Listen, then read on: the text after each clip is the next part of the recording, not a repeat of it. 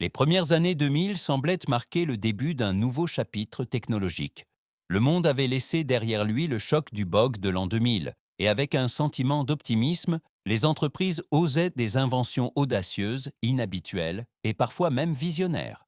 Les téléphones portables devenaient plus petits, les écrans plus lumineux, et partout on promettait un avenir plus moderne, plus rapide et plus intelligent. Pourtant, à l'ombre de cette euphorie, sont également nés des produits qui, malgré de grandes idées et des campagnes coûteuses, ont échoué spectaculairement. Certains étaient en avance sur leur temps, d'autres simplement inutiles, et d'autres encore ont échoué parce que les utilisateurs n'étaient pas encore prêts pour de telles innovations. Aujourd'hui, nous revenons sur 10 de ces produits qui sont restés particulièrement gravés dans la mémoire du public européen.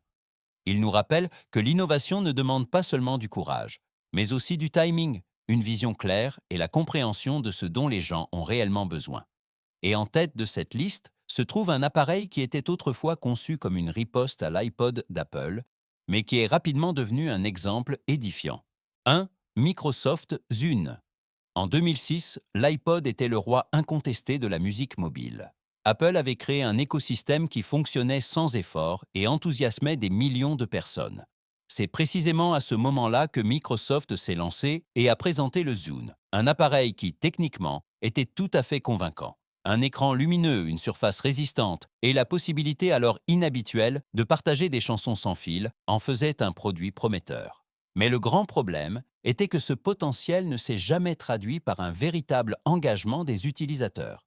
Le Zune ne racontait pas d'histoire, il ne représentait rien de particulier, et Microsoft n'a pas réussi à donner aux gens une raison claire de remplacer l'iPod. Les campagnes publicitaires étaient artistiques, mais pas concrètes. Le magasin de musique maison semblait compliqué, et l'expérience globale paraissait moins intuitive que celle d'Apple. Jusqu'en 2009, le Zune n'a atteint qu'environ 4% de part de marché. Un signe clair qu'un bon appareil ne suffit pas à lui seul. Le Zune n'a pas échoué à cause d'une mauvaise technologie, mais parce qu'il n'a pas suscité d'émotion, n'a pas transmis de style de vie et n'a pas offert un écosystème qui simplifiait le quotidien. Au final, il est devenu le symbole d'un produit qui voulait beaucoup, mais est arrivé trop tard et offrait trop peu de points de contact avec les besoins des utilisateurs. 2. Segway PT. Lorsque le Segway a été présenté en 2001, il était considéré comme une promesse d'avenir.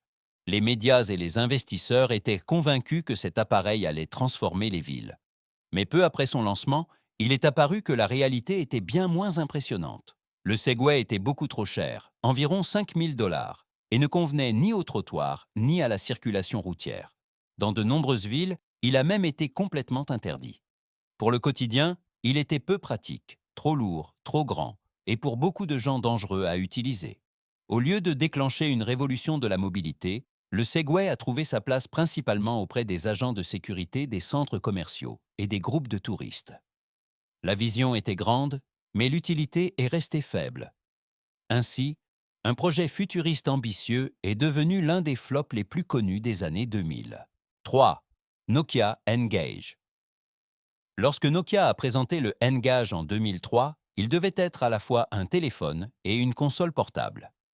L'idée semblait moderne, mais la réalisation a échoué sur presque tous les détails. Pour changer de jeu, il fallait ouvrir le dos et retirer la batterie. Téléphoner était fastidieux, car il fallait tenir l'appareil de côté à l'oreille, ce qui lui a valu le surnom de tachophone. Jouer soi-même était inconfortable, car les touches n'étaient pas adaptées au jeu et de nombreux développeurs soutenaient à peine la plateforme.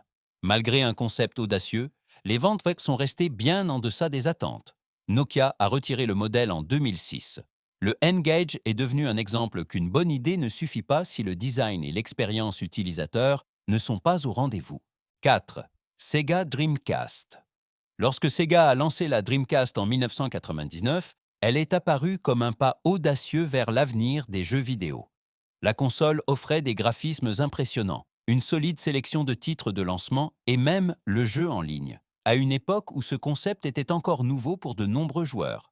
Les fans étaient enthousiastes et la Dreamcast aurait pu être le nouveau départ de Sega. Mais le timing s'est avéré fatal. Peu après son lancement, Sony a annoncé la PlayStation 2, qui était non seulement plus puissante, mais pouvait aussi lire des DVD.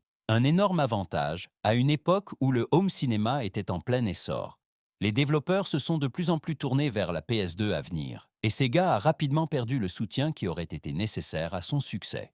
Les ventes sont restées en deçà des attentes, et dès 2001, Sega a arrêté la production de la Dreamcast. Malgré ses fonctionnalités innovantes, elle est devenue un échec commercial. Aujourd'hui, la Dreamcast est considérée comme un appareil culte, mais son échec a définitivement mis fin à l'ère de Sega sur le marché des consoles. 5. Motorola ROKR E1. Lorsque Motorola a présenté le ROKR E1 en 2005, l'idée semblait prometteuse. Le premier téléphone portable avec support iTunes intégré. Un partenariat entre Motorola et Apple laissait espérer la naissance d'une étape majeure de la musique mobile. Mais l'euphorie s'est vite estompée. Le plus gros problème était la limitation artificielle à seulement 100 chansons, fermement ancrées dans le système, indépendamment de la mémoire disponible. À cela s'ajoutaient des taux de transfert extrêmement lents via USB 1.1, un menu plus lent et un design plutôt simple qui suscitait peu d'enthousiasme. Et comme si cela ne suffisait pas, Apple a présenté le même jour l'iPod Nano ultra mince, capable de stocker des centaines de titres et semblant techniquement beaucoup plus abouti. Beaucoup d'utilisateurs avaient le sentiment de tenir un produit à moitié abouti. Le ROKR E1 ressemblait à un compromis qui n'exploitait vraiment ni les forces d'Apple ni celles de Motorola. Peu de temps après, le modèle a disparu du marché et est considéré encore aujourd'hui comme un exemple de l'importance d'une expérience globale complète, et pas seulement d'un grand nom de marque. 6. Q4. Le Q4 faisait partie des technologies les plus étranges du début des années 2000. Ce petit appareil en forme de chat devait scanner les codes-barres des journaux et magazines et rediriger l'utilisateur directement vers les pages web correspondantes. L'idée sonnait futuriste à l'époque et a été soutenue par de massives campagnes marketing. Des millions d'appareils ont été distribués gratuitement aux ménages et aux entreprises. Mais au quotidien, le Q4 s'est avéré presque inutile. Personne ne voulait rester devant son PC pour scanner des codes-barres de publicité imprimées. Le concept entier semblait compliqué, peu naturel et loin du confort que les utilisateurs attendaient. De plus, le fait que chaque scan soit lié à un numéro de série individuel a soulevé de grandes préoccupations en matière de protection des données. Les critiques ont qualifié l'appareil de gadget superflu sans réel but, et des magazines renommés l'ont classé dans leur liste des pires inventions de tous les temps. Dès 2001, l'entreprise s'est effondrée et les investisseurs ont perdu des millions. Le Q4 est resté dans les mémoires comme un symbole de l'écart qui peut exister entre le marketing et l'utilité réelle. 7. Microsoft Kin. Lorsque Microsoft a lancé le Kin en 2010, il était censé devenir un appareil tendance pour les jeunes, un téléphone mettant les médias sociaux au centre de l'attention. Des sauvegardes automatiques dans le cloud, des flux sociaux et un design accrocheur devaient séduire un jeune public constamment en ligne. Mais la réalité a été différente. Le Kin n'offrait pas d'accès à un App Store, avait une mémoire limitée et exigeait en outre des frais mensuels élevés, ce qui a simplement découragé de nombreux jeunes. L'appareil semblait moderne, mais ne pouvait guère suivre le rythme au quotidien. Sans application, sans flexibilité et sans avantages clairs par rapport aux autres smartphones, il est resté un gadget coûteux. Les ventes ont été catastrophiques. Moins de 10 000 appareils ont été vendus en peu de temps.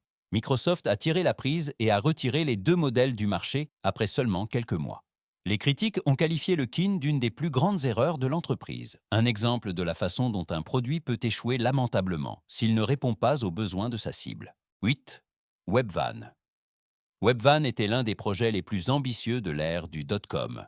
Le service promettait de livrer des produits alimentaires directement à domicile en seulement 30 minutes. Un concept qui semble aujourd'hui évident, mais qui était à l'époque bien en avance sur son temps. Pour tenir cette promesse, l'entreprise a investi d'énormes sommes dans des centres logistiques ultramodernes, des flottes de livraison et des systèmes automatisés. Cependant, la demande est restée bien en deçà des attentes. L'infrastructure était trop coûteuse, l'expansion trop rapide, et le comportement des consommateurs n'était pas encore prêt pour le passage radical aux achats d'épicerie en ligne. En seulement 18 mois, Webvan a brûlé plus d'1 milliard de dollars et accumulé des pertes d'environ 830 millions. En 2001, la faillite a finalement suivi. Rétrospectivement, Webvan est considéré comme un exemple parfait d'une vision juste, mais arrivé au mauvais moment. L'entreprise n'a pas échoué à cause de l'idée, mais à cause du manque de connexion entre le concept et la maturité réelle du marché. 9. Google Wave. Quand Google a présenté Wave en 2009, il a été salué comme un outil de communication révolutionnaire. Il devait relier l'email, le chat et la collaboration en temps réel, permettant ainsi une forme d'interaction numérique entièrement nouvelle. La démonstration semblait impressionnante. Les documents pouvaient être édités simultanément. Les messages s'écoulaient comme des conversations. Tout semblait futuriste. Mais cette complexité même a finalement condamné Wave. L'interface utilisateur était surchargée, les terminologies confuses et de nombreux utilisateurs ne comprenaient pas l'avantage concret que le système offrait par rapport aux outils conventionnels. Au lieu de faciliter le travail, Wave a créé de la désorientation. Le grand public l'a à peine adopté. Et quelques mois seulement après son lancement, il est devenu clair que la plateforme ne pouvait pas s'adapter. En 2012, Google a finalement coupé le cordon. Aujourd'hui, Google Wave est un exemple que l'innovation seule ne suffit pas. Si un produit submerge les utilisateurs, il perd son impact, même s'il est techniquement très avancé. 10. Sony Rolly. Le Sony Rolly était l'un des produits les plus inhabituels des années 2000. Ce petit robot musical en forme d'œuf ne devait pas seulement jouer de la musique, mais aussi danser, rouler et s'illuminer. L'idée semblait ludique et techniquement astucieuse, et Sony a promu le Rolly comme une sorte de gadget lifestyle futuriste. Mais lorsqu'il est finalement arrivé sur le marché, il est rapidement apparu que le charme de l'appareil ne suffisait pas à justifier son prix élevé d'environ 350 $. Malgré des mouvements programmables individuellement et une mécanique intéressante, le Rolly n'offrait guère d'utilité pratique au quotidien. Ce n'était ni un haut-parleur à part entière, ni un véritable appareil de divertissement, mais plutôt un gadget technologique. La plupart des détaillants ne l'ont proposé que brièvement, et de nombreux consommateurs ne comprenaient pas à quoi il pouvait bien servir. Après peu de temps, le Rolly et sa version révisée ont disparu du marché. Aujourd'hui, on se souvient de cet appareil principalement comme d'une erreur inoffensive mais coûteuse. Un exemple montrant qu'un appareil doit être plus qu'une simple idée avec un effet de spectacle. Kiedy spoglądamy wstecz na te 10 nieudanych produktów z lat 2000, jedno staje się jasne. Porażka nie oznacza, że pomysł był bezwartościowy. Wiele z tych urządzeń było odważnych, wizjonerskich lub wyprzedzało swój czas. Jednak innowacja potrzebuje czegoś więcej niż technicznej finezji. Potrzebuje jasnej użyteczności, poczucia niezawodności i zrozumienia, jak ludzie faktycznie integrują technologię ze swoim życiem. Microsoft Zune pokazał, że dobra myśl bez tożsamości zanika. Segway udowodnił, że nawet wielkie wizje bez praktycznego miejsca w codziennym życiu zawodzą. Google Wave przypomniało nam, że złożoność może odstraszyć użytkowników, a produkty takie jak QCAD czy Sony Rolly pokazały, jak łatwo można pogubić się w gadżetach, gdy brakuje wartości dodanej. Ostatecznie te porażki opowiadają nie tylko historię niepowodzeń, ale także historię uczenia się. Każdy z tych wynalazków pozostawił ślady, czasami jako ostrzeżenie, czasami jako inspiracja. I być może to jest właściwe znaczenie tego przeglądu. Przyszłość nie powstaje tylko z sukcesów, ale także z błędów, które torują do niej drogę.